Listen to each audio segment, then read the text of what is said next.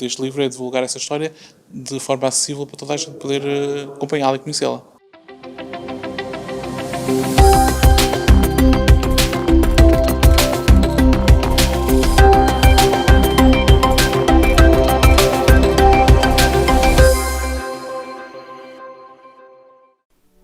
Sejam muito bem-vindos. No Terceira Dimensão de hoje falamos das comemorações dos 200 anos do levantamento liberal, do lançamento da obra de Francisco Miguel Nogueira, retratando Angra Revolução no dia 2 de abril de 1821. Foi no Salão Nobre da Câmara Municipal de Angra do Heroísmo que decorreu o lançamento do livro de Francisco Miguel Nogueira, intitulado Angra em Revolução, o levantamento liberal de 2 de abril de 1821. Com este evento, o município assinalou o início da comemoração dos 200 anos deste importante marco do liberalismo acontecido na Terceira, um documento para ser acolhido pelos bravos leitores desta ilha. É uma história muito interessante, porque embora seja uma história real, acaba por ser uma história que tem um clímax, que tem dois protagonistas que vão rivalizar entre si, quer dizer, acaba por ser uma história que acaba por ter uma história dentro da própria história, o que é muito interessante. Por isso acho que para ler é preciso ter coragem para se deixar inteirar por essa envolvência toda que acompanha todo o livro.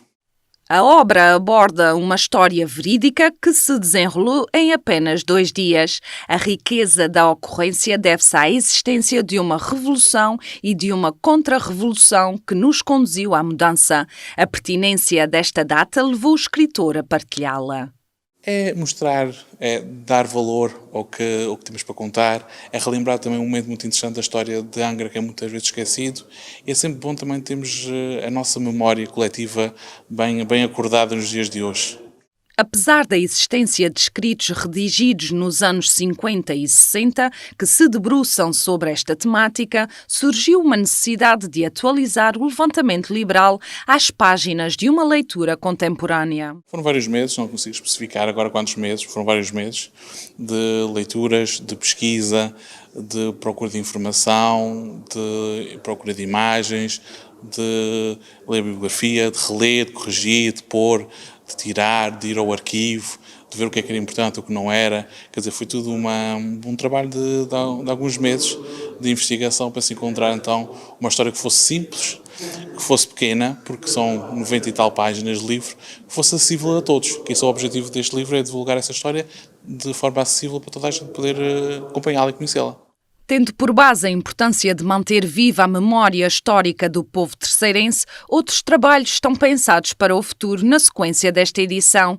Por agora, fica a narrativa que revela o confronto entre 2 capitães generais dos Açores que lutam pelo poder, onde a vitória acaba por ser celebrada por um e a derrota sofrida por outro.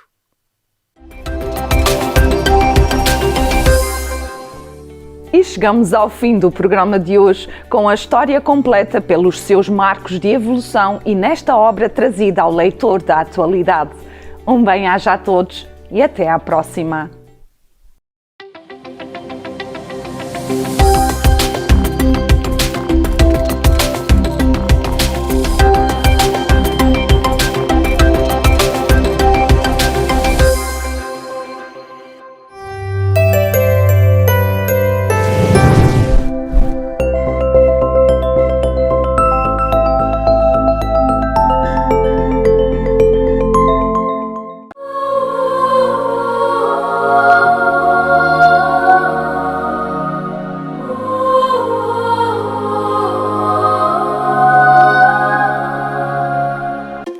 La vaccination contre la COVID-19 est en cours pour les groupes prioritaires. Suivez la séquence de vaccination prévue dans votre région et prenez votre rendez-vous en ligne en vous rendant sur québec.ca/vaccin COVID. Après avoir reçu le vaccin, vous devez continuer de bien vous protéger en respectant les consignes sanitaires de base. C'est important. Le vaccin, un moyen sûr de nous protéger. Globex 2000. A Casa do Câmbio. trocamos dinheiro para 80 países. Temos as melhores taxas do mercado e não cobramos comissão na transação. Estamos há 20 anos no Quebec. Agora com 7 sucursais.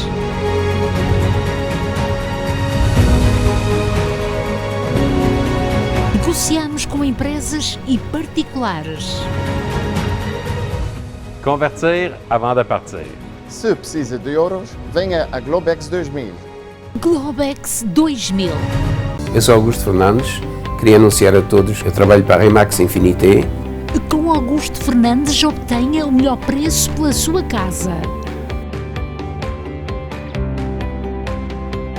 Venda rápida e sem preocupação.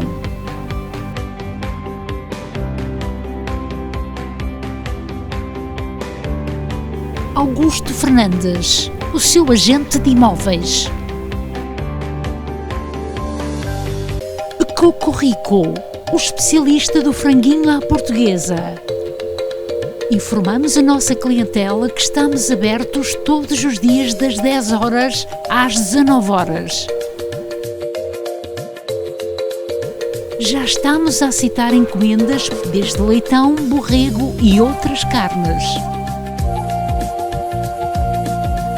Cocorico.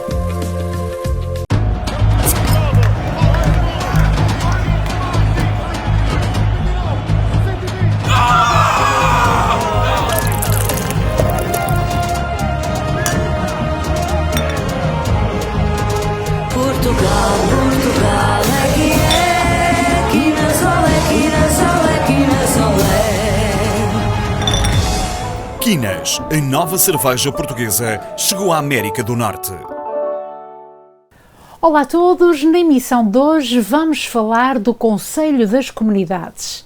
Até à Bélgica, concretamente em Bruxelas, encontrar Pedro Rúpio. Este senhor, que é conselheiro e é também o presidente do Conselho Regional das Comunidades na Europa. Vamos então saudar o Pedro. Olá Pedro, como está?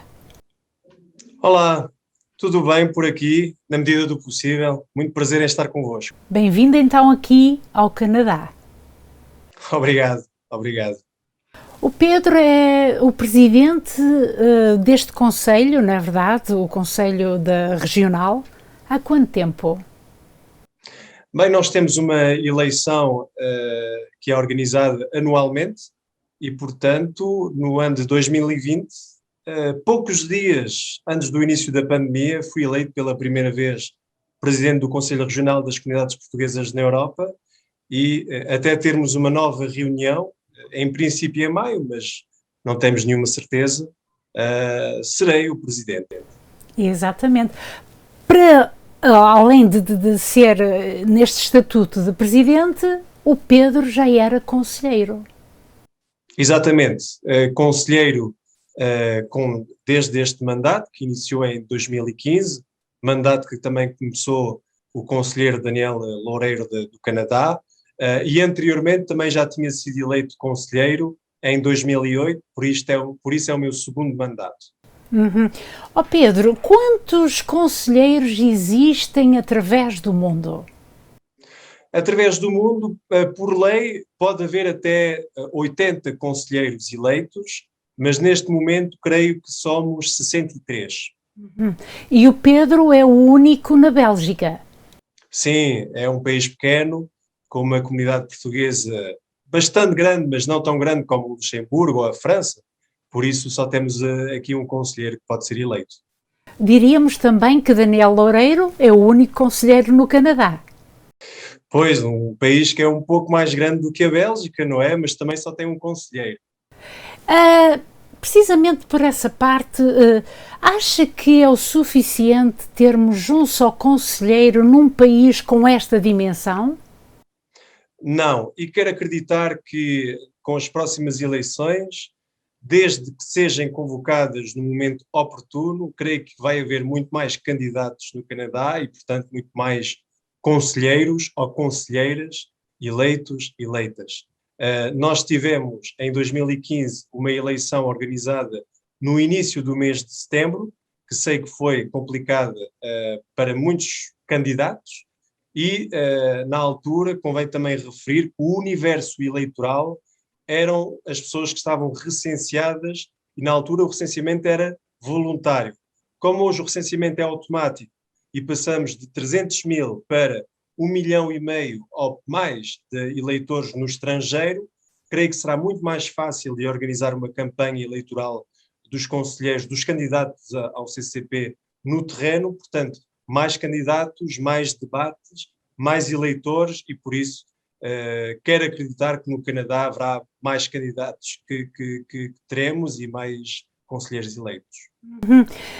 Mediante este empenho que vocês estão a querer fazer valer, relativo ao ser registado via online, foi um desafio também enquanto que o Presidente da República teria que ser, nessa medida, a votação para eleger então o Presidente da República Portuguesa. Concorda?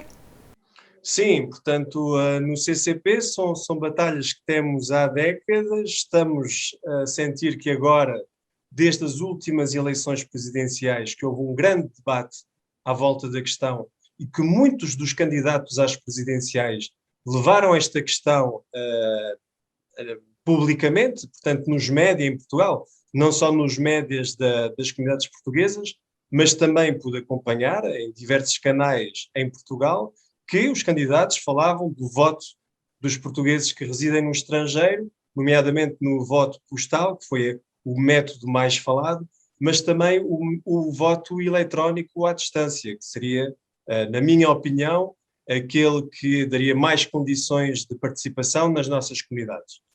Até chegarmos a esse objetivo mais difícil de alcançar, se chegarmos a termos o voto postal nas eleições presidenciais, já seria muito bom.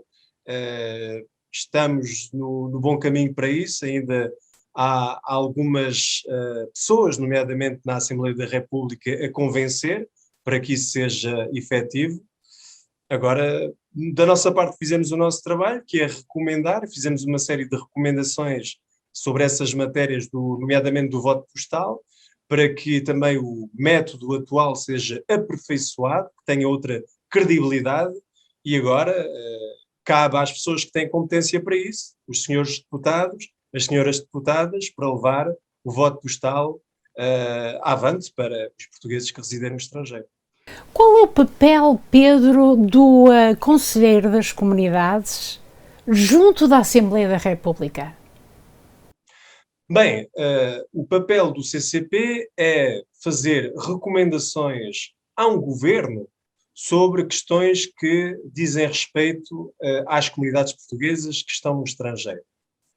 Todavia, como temos uma opinião ou recomendações a fazer na ótica das comunidades portuguesas, a nível político, sabemos que a política das comunidades não é toda organizada somente pelo governo. Também é organizada na Assembleia da República, razão pela qual, neste caso, como a lei eleitoral é da competência das deputadas e dos deputados, temos que também que alargar as nossas recomendações para, nesse caso, o espectro da Assembleia da República. Está-me a querer dizer que querem eleger um conselheiro como deputado na Assembleia da República, ou possivelmente? Não, nós já fazemos o nosso papel e, na minha opinião, estamos a fazê-lo muito bem, que é uma série de recomendações que consideramos pertinentes para as comunidades portuguesas, porque temos um conhecimento do terreno, da realidade do terreno, que os deputados em Portugal não podem ter, como é óbvio, porque não vivem no estrangeiro, e, portanto, dentro do que é das nossas competências, fazer essas propostas, emitirmos as nossas opiniões.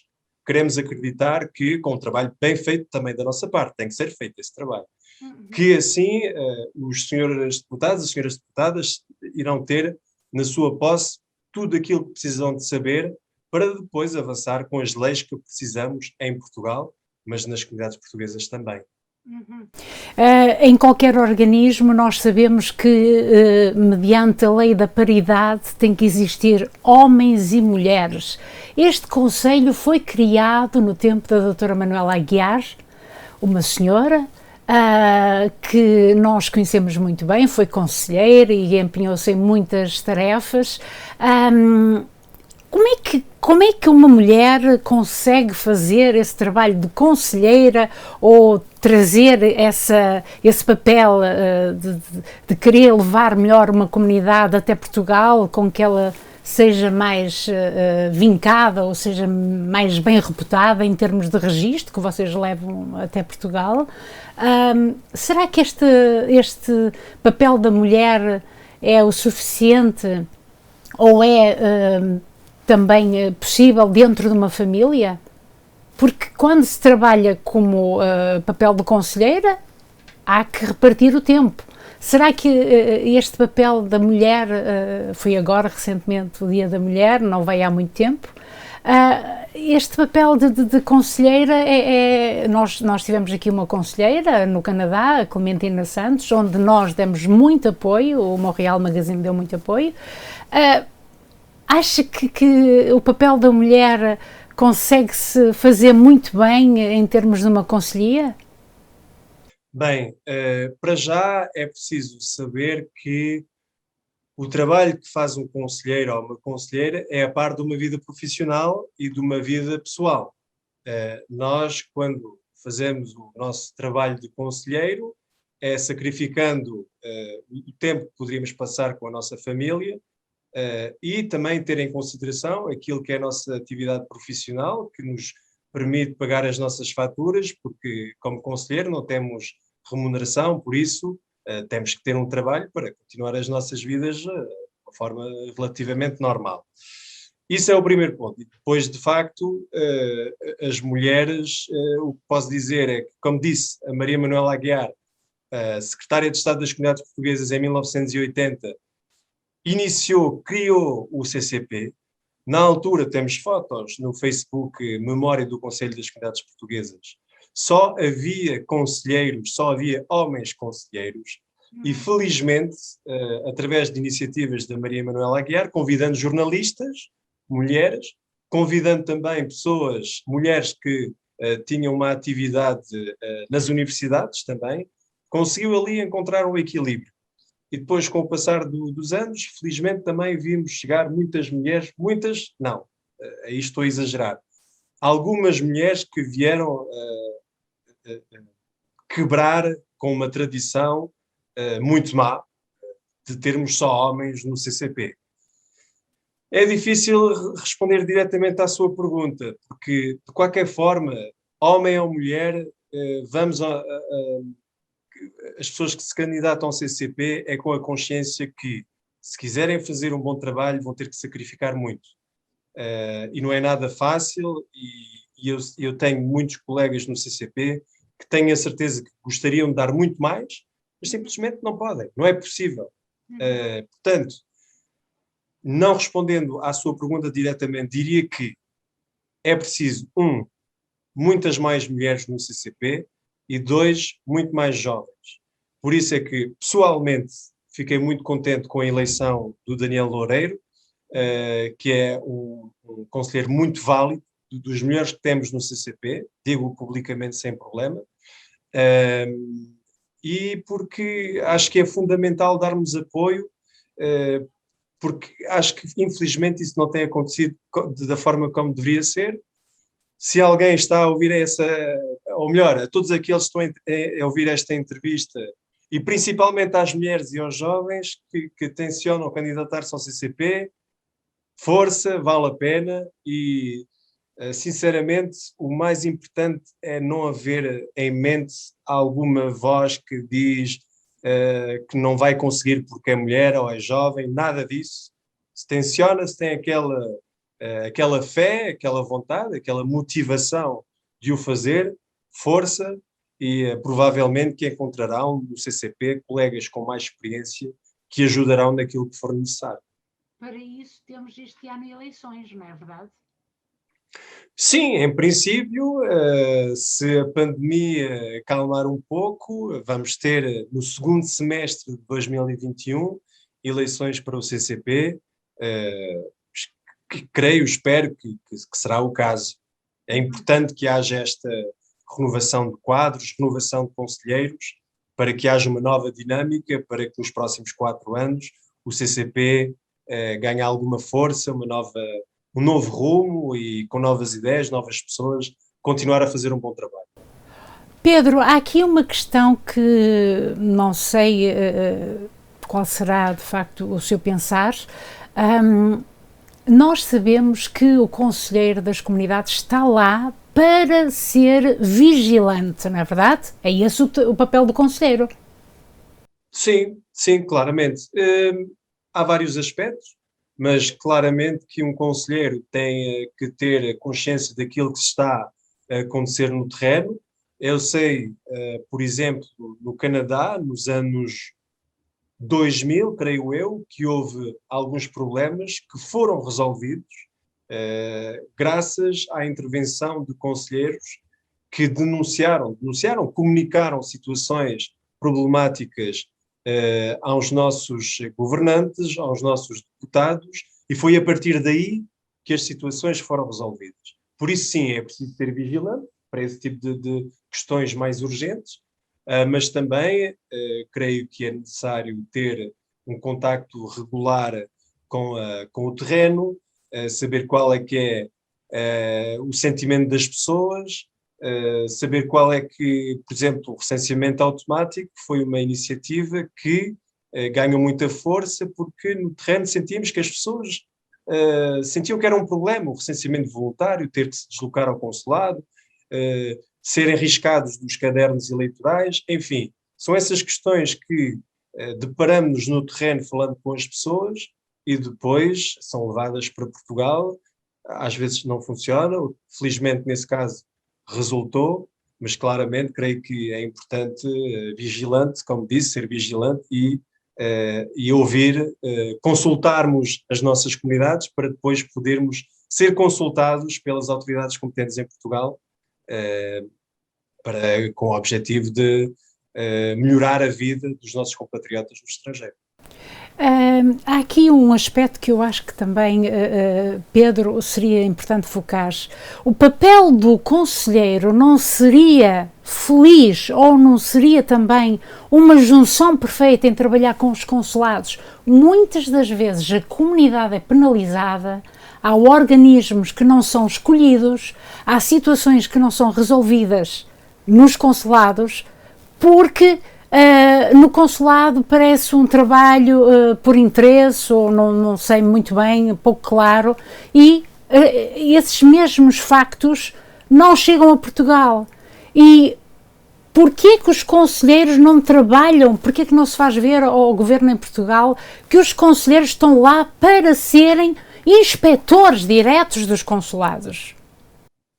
Bem, isso quer seja no consulado ou no CCP, o bom trabalho vai depender da boa vontade ou dos conselheiros ou das pessoas que trabalham no consulado. E, de facto, da minha experiência aqui na Bélgica, que é aquela que conheço melhor, posso dizer que, de facto, quando há uma boa colaboração com o consulado, as coisas funcionam muito melhor, é muito mais fácil trabalhar com a comunidade, é muito mais fácil, em cooperação com o consulado, fazer recomendações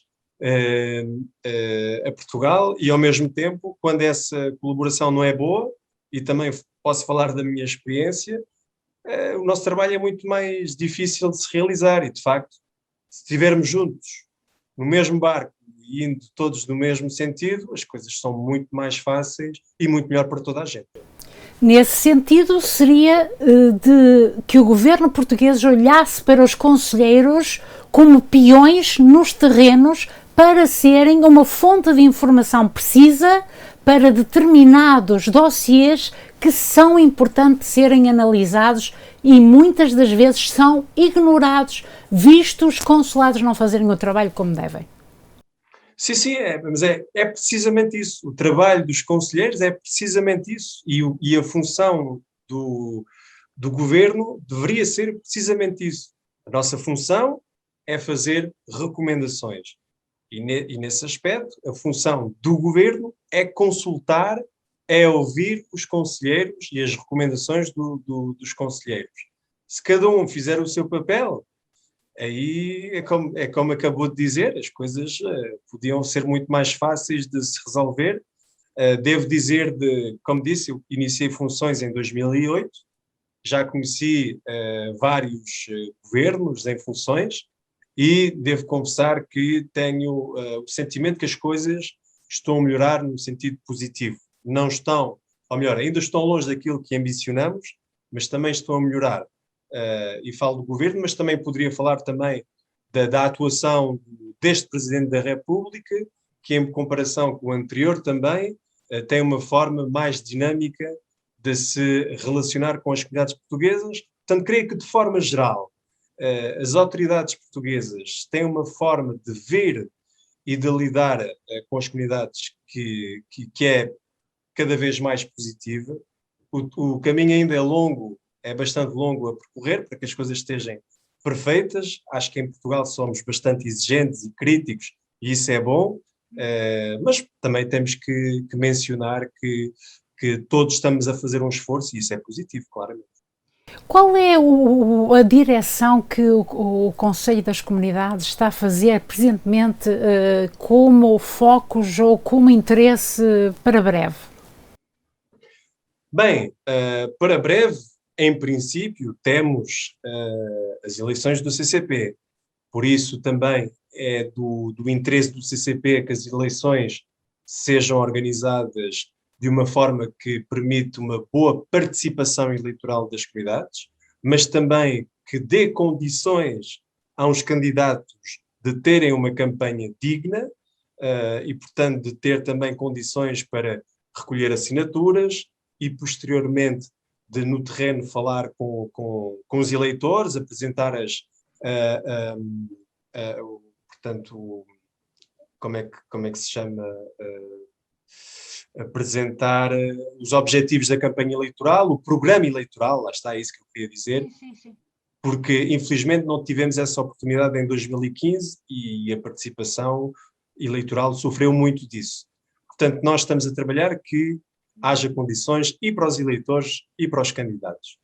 Até lá, até ao último minuto em que formos conselheiros, é a nossa missão de fazer o nosso melhor, continuarmos com as recomendações que forem necessárias, nomeadamente no campo dos métodos de votação para as eleições presidenciais. Creio que até ao fim do nosso mandato ainda há muito trabalho que podemos fazer, também como outras questões que nunca esquecemos, como o ensino do português no estrangeiro, como a rede consular. Todas são estas questões que são pilares das questões das comunidades portuguesas e que nunca podemos esquecer, nunca podemos colocar uma parêntese nisso. Tem que ser sempre, temos que ser vigilantes e avançar ter em mente essas questões. Eu vi que não vai há tanto tempo assim que vocês tiveram uma petição para que o português fosse gratuito fora de Portugal. Sim, claramente. E aproveito para agradecer todos aqueles que fora da Europa contribuíram para que esta petição tenha o sucesso que a permitisse que seja apresentada no Parlamento, que vai ser apresentada, debatida em plenário, porque recolheu mais de 4.000 assinaturas. Portanto, meu muito obrigado a todos os portugueses que moram fora da Europa e que assinaram e promoveram esta iniciativa. De facto, um dos 4 pontos da petição é de alargar a rede oficial do EPE, do ensino do português no estrangeiro, para as comunidades portuguesas que vivem fora da Europa. Hoje, 85, 90% desta rede oficial está na Europa.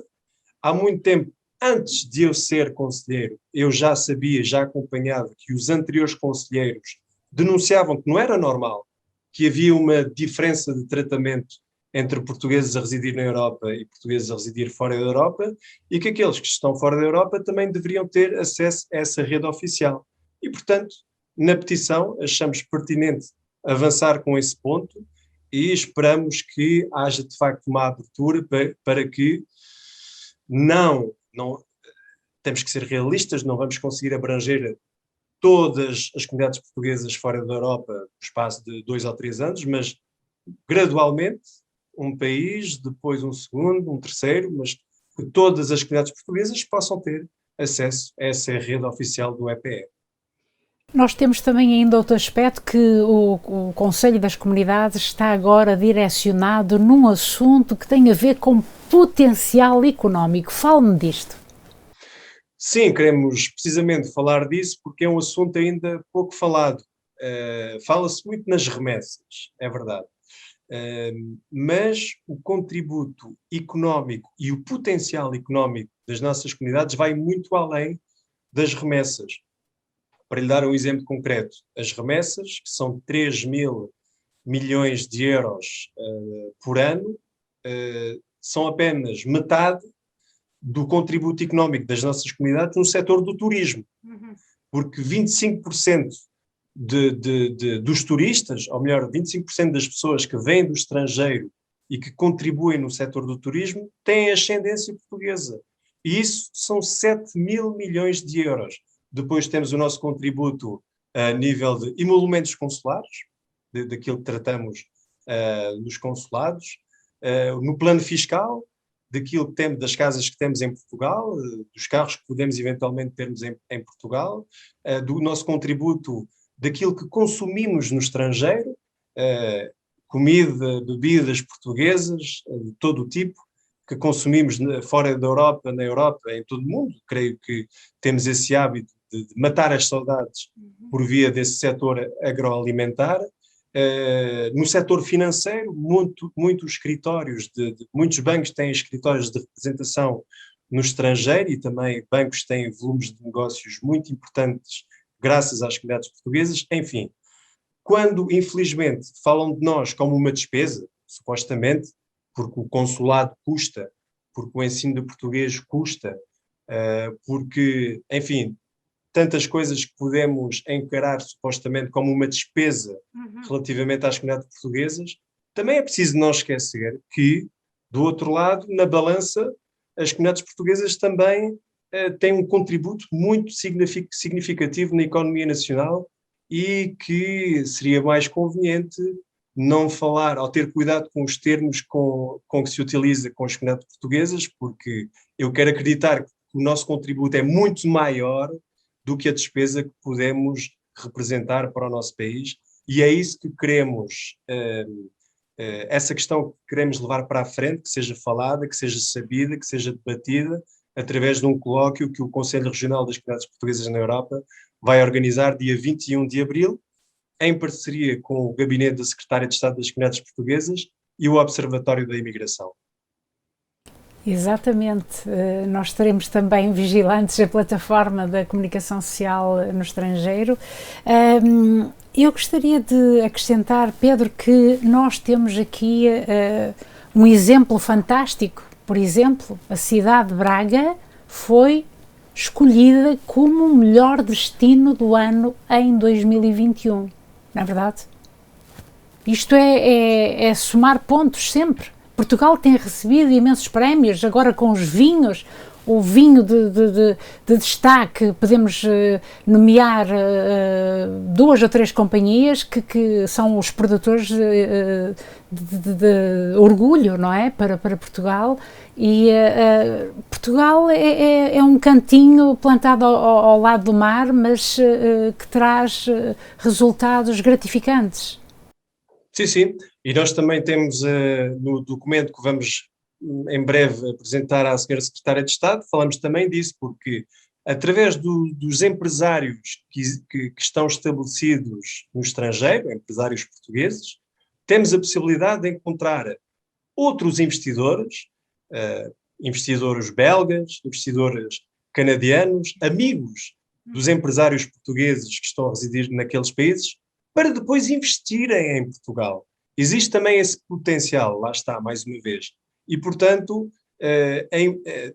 eu sei que cada vez mais os nossos governantes têm consciência disso, isso é positivo, mas eu creio que temos ali claramente um setor em que Portugal poderia ganhar muito com isso, e eu sei também muitas vezes que nós no estrangeiro estamos sempre disponíveis para ajudar o nosso país de origem naquilo que acharem necessário, nomeadamente nessa questão de investimento, em questões económicas. Por isso, espero que este colóquio seja mais um contributo para que esta questão seja falada. Também faz parte das nossas recomendações que sejam produzidos mais dados sobre estas questões, porque ainda estamos em zonas cinzentas relativamente ao nosso contributo a nível tributário, relativamente às compras de casas de portugueses que vivem no estrangeiro, que fazem em Portugal. Ainda há poucas informações, poucos dados sobre isso, e espero que com este colóquio também essas questões sejam mais faladas. Isso é fantástico, Pedro. Vocês estão a trabalhar em muitas vertentes que só traz pontos positivos e que tem uma mais-valia para o Conselho das Comunidades. Precisamente por isso eu felicito ainda também o seu português, porque você é um luso-belga e os seus pais não esqueceram da missão que seria imposta de continuar a levar a língua, e a nossa realidade é que muitas das vezes isso não acontece, e precisamente por essa parte eu só tenho a felicitar esse trabalho já feito que você herdou e que vai dar em contínuo à sua família, aos futuros filhos, não é? Sem dúvida, sem dúvida. Obrigatoriamente. Os nossos parabéns, está bem? Não sei se quer acrescentar mais alguma coisa. Apenas dizer que é um prazer. Não é a primeira vez que tenho um contacto com o média português no Canadá, porque eu já estive com uma entrevista com o Daniel numa rádio que ele anima aí, mas de qualquer forma é mesmo um prazer muito grande estar convosco, e espero que, quem sabe, no terreno, no Canadá, teremos a oportunidade de nos encontrarmos, e seria muito bom sinal. Pedro, felicidades, e foi um gosto termos viajado até Bruxelas. Um bem-aja. Obrigado. Continuação de saúde, hein? Obrigado, foi um prazer. Muito obrigado. É assim que terminamos este momento de conversa com Pedro Rupio, que está na Bélgica. A cidade de Bruxelas é uma cidade lindíssima, por isso mesmo trouxemos aqui factos que são bem evidentes. O Conselho das Comunidades, estes jovens que têm trabalhado, que certamente no futuro terão um papel ainda muito mais forte juntamente do governo português. A Conceição Ferreira e Alberto Feio, para Montréal Magazine. Je te laisse pas sortir d'ici sans savoir où tu vas. Hein? Bien de même en plus. Ben oui, non, je... Hey, arrête de tout le temps me mentir en pleine face, tu le sais que je peux pas te faire confiance. T'essayes toujours de me provoquer. Mon amour, Hey! Ben là, tu vas enlever ton manteau et tu vas rester ici. C'est pas vrai qu'on va se chicaner à cause de toi. Moi, je suis là, je suis frère avec toi. Les gars, la violence faite aux femmes, ça s'arrête là. Écoute-moi bien, c'est fini, ça.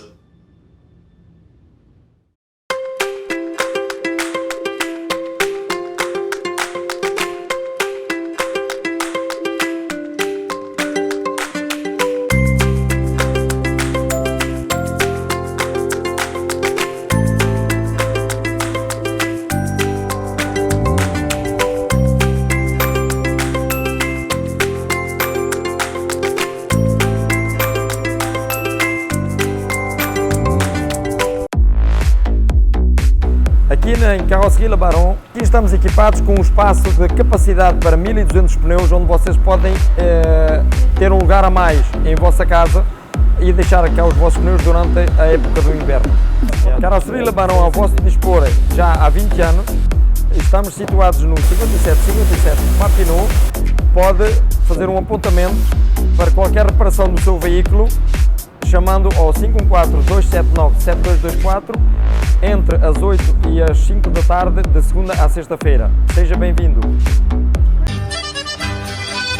Churrasqueira Três Medeiros, especializada em grelhados no carvão. Temos o franguinho da casa, potina a medeiros, chicharros e sardinhas assadas. Leve para casa e saboreie em família com os pratos já Três Medeiros. Encomende já pelo 438-476-5979. Churrasqueira Três Medeiros, Equipa Olívia Paiva e boa imagem da Remax do Cartier.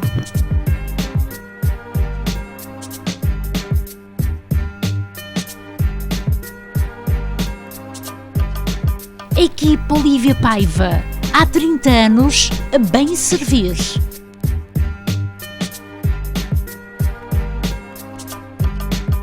Equipa Olívia Paiva, 514-707-8877.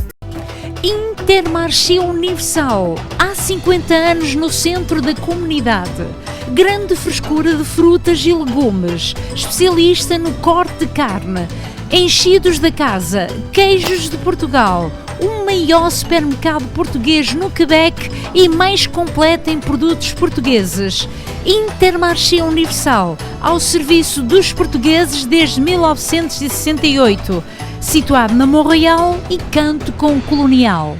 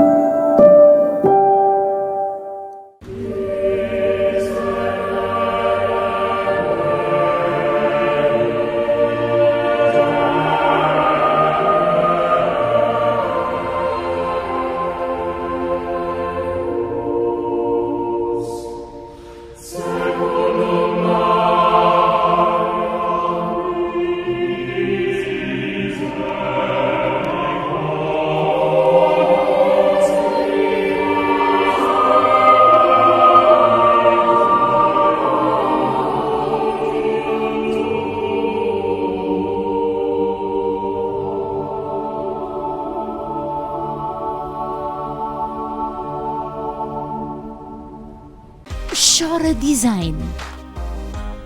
Tem os mais belos arranjos de flores para o Dia da Mãe.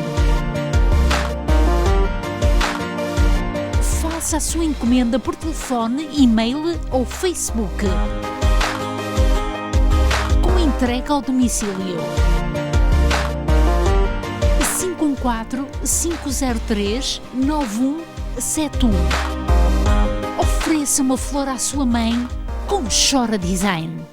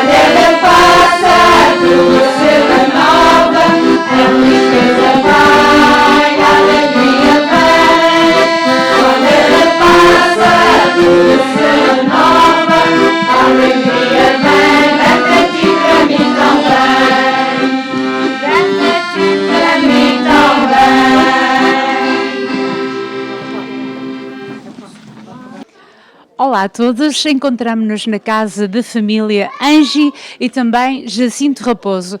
Viemos já assistir a mais uma dominga esta, e que é em louvor do Divino Espírito Santo. É desta forma que se agradece, em honra do Divino Espírito Santo, toda a gratidão daquilo que foi feito durante uma semana. Vamos então ficar atentos a ver o que se passou aqui mesmo nesta casa.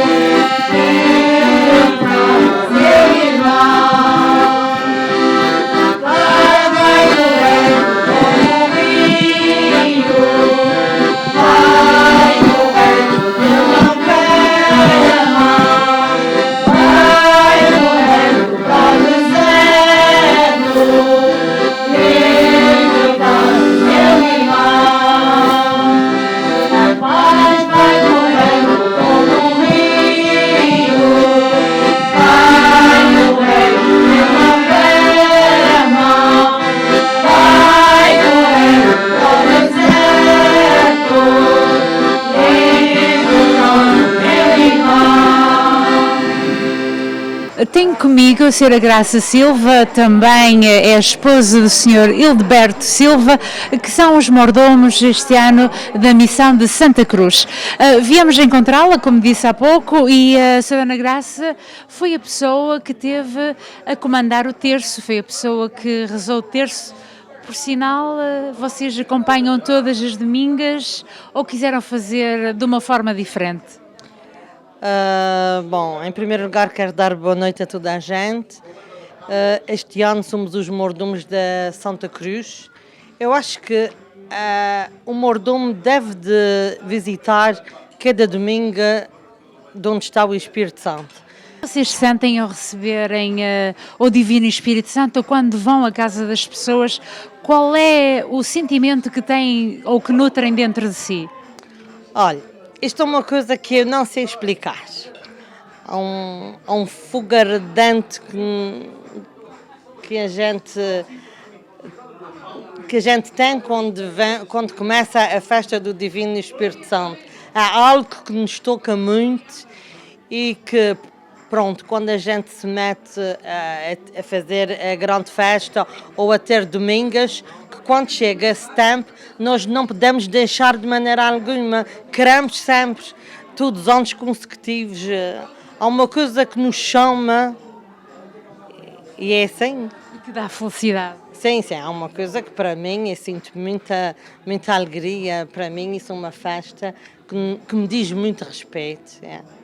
Muito obrigada, Sra. Graça. Vamos ver mais tarde depois o que é que vai ser na vossa casa e possivelmente vocês vão visitar ainda outras casas também em louvor do Divino Espírito Santo. Sim, se Deus quiser. Olha, para a semana há outras pessoas que vão as receber e assim consecutivo até ao 27. Muito obrigada pelas suas palavras. Boa noite, sim, obrigada. Vamos ver então depois o que é que vai surgir na casa da Sra. Graça, que é a mordoma, e também o Sr. Hildeberto, que é o mordomo da missão de Santa Cruz.